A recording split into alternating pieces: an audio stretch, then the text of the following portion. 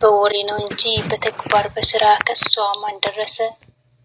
ከጸባይ ከውበት ሁሉን የታደለ እንደሷ። እሺ ማዘርዬ፣ እርግማኑ ምን አስፈለገ? እርግማን እኮ ያስፈልገው ነበር። መልእክትን የእናትነት መልእክት ማስተላለፍ መልካምነት ነበረ። የእንጀራ እናት እንኳን ትሁን ብል እሷ ናት እንድትሆን የምፈልገው።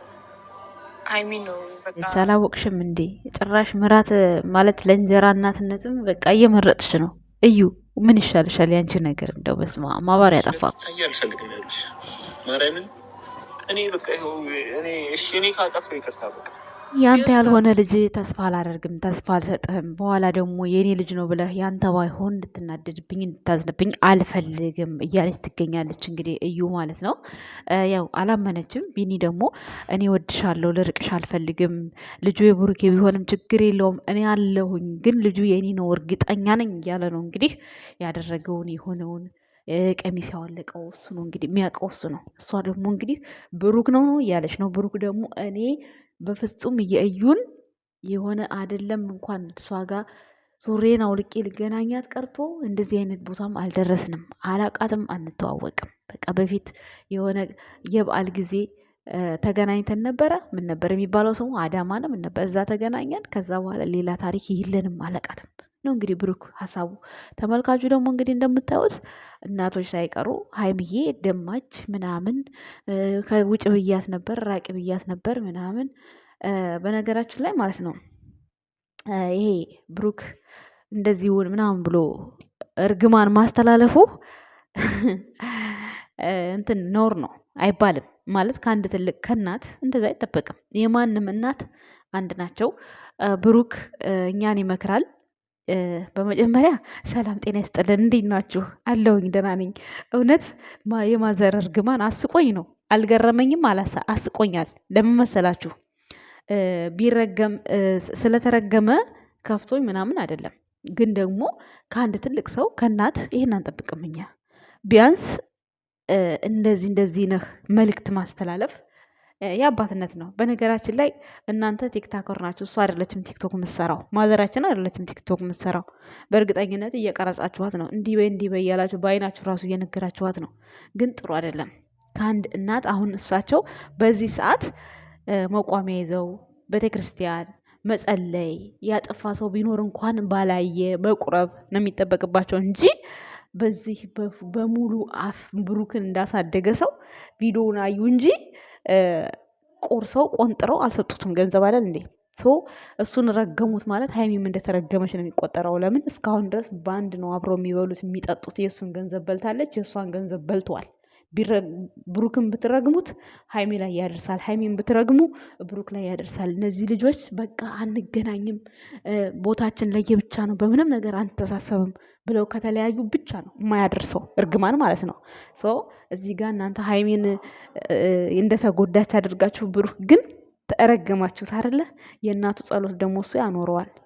ሲቀጥል ደግሞ ወንድምየው እና ታዲያ ያየው ነገር ቢኖር ከዚህ በፊት እኮ ስንት ነገር እኮ ሲያስተካከል ቆይቷል አይደል?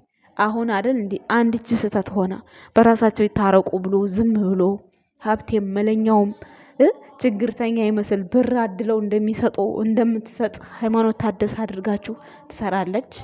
ግን የሚያሰራ ሰው ስታገኝ ነው የምትሰራው። ከዛ ውጭ ግን ዩቱብ ቻናል ላይ ምንም ካልተሰራ ምንም እይታም ኖረ ምንም ኖረ ፑሽ የሚያደርጋችሁ ሰው አስፈላጊ ነው። እያያችሁ እኮ ነው። ሰው በአቋሙ ጸንቶ ዩቱብ የሚሰራ ሰው የለም። እስቲል እነ ብሩኬና እነ ሀይሚ እንኳን ለስንት ሰው ከፈቱ። ከነዛ ሰዎች ግን የሚሰሩት ዩቱብን ከስንት አንድ ናቸው። አቋም ኖሯቸው አይሰሩም። ለምን? ደካማ ጎናቸውን ስለማይደጋገፉ። ሀይሚ የብሩክን ደካማ ጎን ስለምሸፍን፣ ብሩኬ የሀይሚን ደካማ ጎን ስለሚሸፍኑ ነው እዚህ የደረሱ ዛሬ። ይኖ 2 ዓመትም 3 ዓመትም ከእሷ ጋር ሰርቷል። ሌላ ሴት ማየት የለበትም። ይሄን እቀበላችኋለሁ። ከዛ ውጭ ግን እንደዚህ ያርግህ እንዲሁን ያልወለዱት ልጅ ቢረግሙት እርግማኑ ለራስ ነው። ይሄን አትርሱ። በአሁን ሰዓት ኧረ እናታችን ቤተክርስቲያን መቋሚያ ይዛችሁ ሂዱ እንጂ ምን ሚዲያውን ካዩ በቂ ነው፣ በቂ። ይሄኔ በእርግጥ የሆኑ ልጆቻችሁ ናቸው እንጂ እነሱ ዩቱበር ሆነው ወይ ቲክታከር ሆነው አይደለም። እና በዚህ ልክ ደግሞ ያን ያህል የሚረገም አይደለም። ብሩክ ግን የሚሰራውን ስራ ማውገዝ ግዴታ ነው። ለምን እሱ እኛን ጥሩ ነገር እንድንሆን እየመከረን እሱ ያለበት ቦታ ጥሩ አይደለም። ይሄን አምንላችኋለሁ። ትክክል ነው። ይሄ በእናቶች ዘንድ ቢወራ የሚያምረው። ከዛ ውጭ ግን ከዚህ በፊት ተሳስቶም አያውቅም፣ ስህተትም ገብቶ አያውቅም ብሩክ። አሁን ብቻ ነው። የሰው ልጅ ደግሞ ፍጹም አይደለም፣ ይሳሳታል።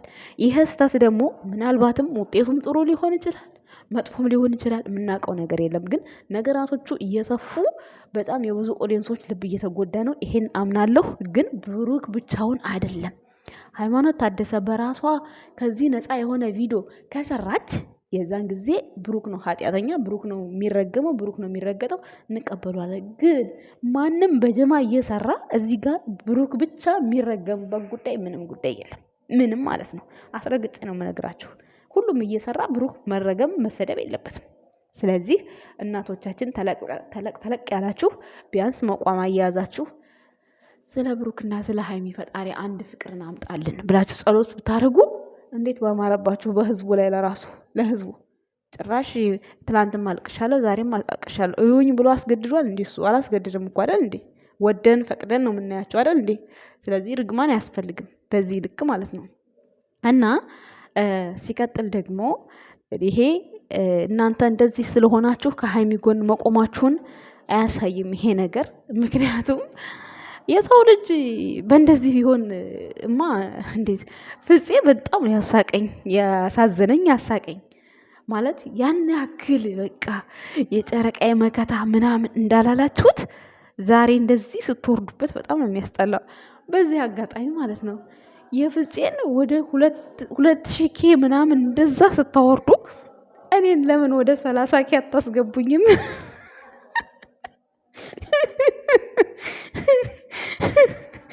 30 ኬ አስገቡኝ እስኪ። ምን ሆናችሁ ነው? እኛ አሁን ስለነሱ አንድነትና ስለሚይዘው ከሚመጡት ቪዲዮ ነው የምናወራው። ኖ አሁን ዛሬ ብሩኬ መረገም የለበትም። ለምን በሉኝ። በቃ የሃይሚ ነው፣ የሃይሚ አካል አለበት። ይውረድልኝ ብላ ያለችው ነገር የለም።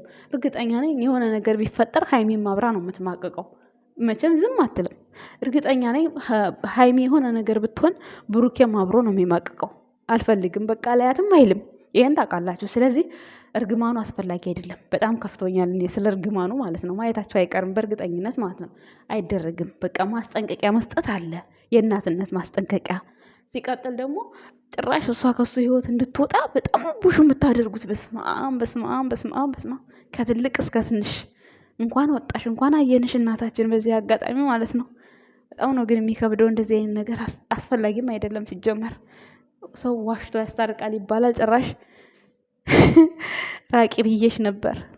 ኮመንቱ ደግሞ የእሱን ዲቃላ ለመሸፈን ዲቃላ። ቆይ መቼ እርግጠኛ ሆናችሁ በዲቃላው? ወሬ እኮ ነው። ሁሉ ጋም እንደምናየው ወሬ ነው።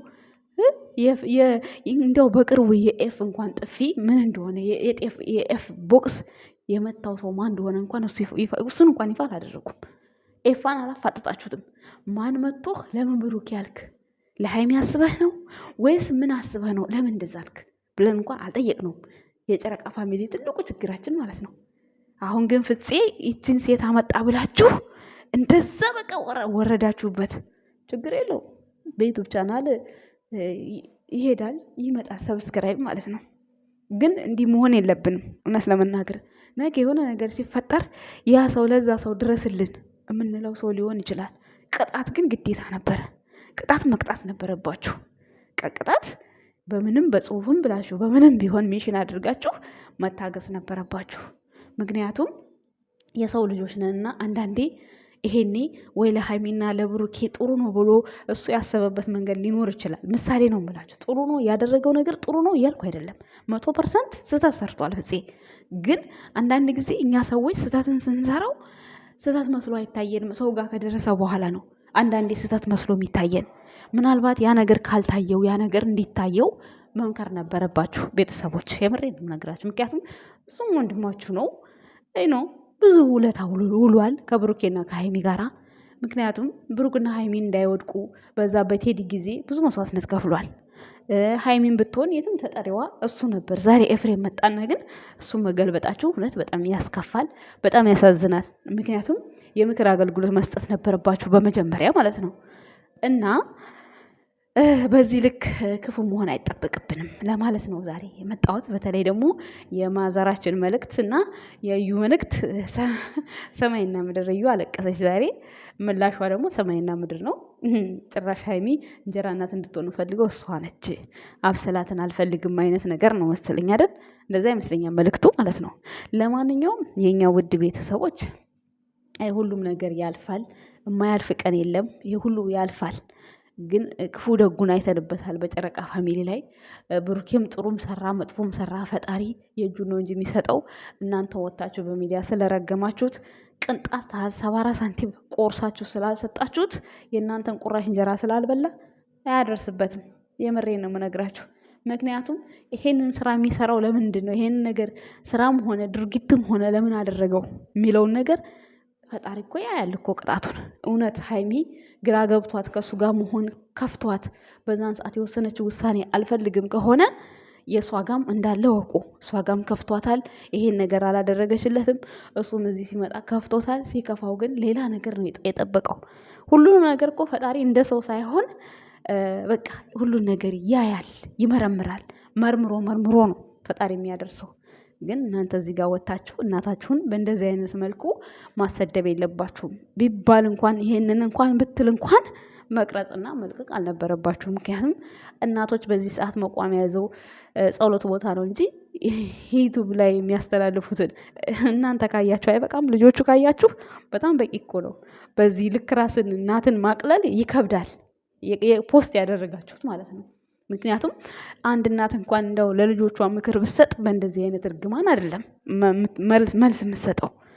ይከፋል፣ ይደብራል፣ ያስጠላል። የምሬ ነው ብላችሁ። ምክንያቱም ከባድ ነው። ልትደግፏቸው ትችላላችሁ፣ ልትወዷቸው ትችላላችሁ። ግን በዚህ ልክ ደግሞ የሰው ልጅ አይረገም እና የእኛ ወደ ቤተሰቦች ሰላሙን በቅርቡ ያምጣው ፈጣሪ ያውቃል። እንግዲህ የሁሉንም ህመም ማንም ሊረዳ አልቻለም። ብሩክም ተጎዳ የሚለውን ተጎዳ ይላል፣ ሀይሚም ተጎዳች የሚለው ተጎዳች ይላል። ህመማቸውን ግን የሚያውቀው አንድና አንድ እሱ ብቻ ነው ከላይ ያለው እንጂ ሌላው የምድሩ አሸርጋጅ የምድሩ አጨብጫቢ ማንም ጋር ቁም ነገር የለም። ዛሬ ወደዚህ ስትሏቸው ነገ ወደዛ ተገለባብጠው ነው የምታዋቸው። ስለዚህ እውነተኛው አምላክ እሱ ይፍረድ ሁሉንም ነገር ማለት ነው። ብሩክንም ቢሆን ፈጣሪ ጠብቅ፣ ሀይሚንም ፈጣሪ ጠብቅሽ። እንደውንም ሀይሚ አቅም ቢኖረኝ ገለዋለሁ ብላ እንኳን ምንም ያክል እንደዛ ጀጅ ያደረጋት ሰው የለም። እውነቱን ልንገራችሁ። ግን እሷ ኔስር ነስሯት፣ ኔስር ደግሞ የነበረ ነው። ማንም ሰው ይነስረዋል። ኔስር ነስሯት እስካሁን ድረስ ደማች ይባላል፣ ሰች እንደዚህ ሆነች ይባላል። እና ፈጣሪም ክፉ አይደለም ክፉ ማያደርግባት። ብሩክ ለእሷ መጥፎ ነገር አስቦ አያውቅም። ሲጀመር የሁለቱ እድገት ነው የጀመሩት። ያው እሷን 300 ለማስገባት ነው ደፋ ቀና የሚሉት። ማንም የሚያውቀው ነገር ነው፣ ሳይገባችሁ ቀርቶ ሳይሆን። ለማንኛውም አመሰግናለሁ። መልካም ጊዜ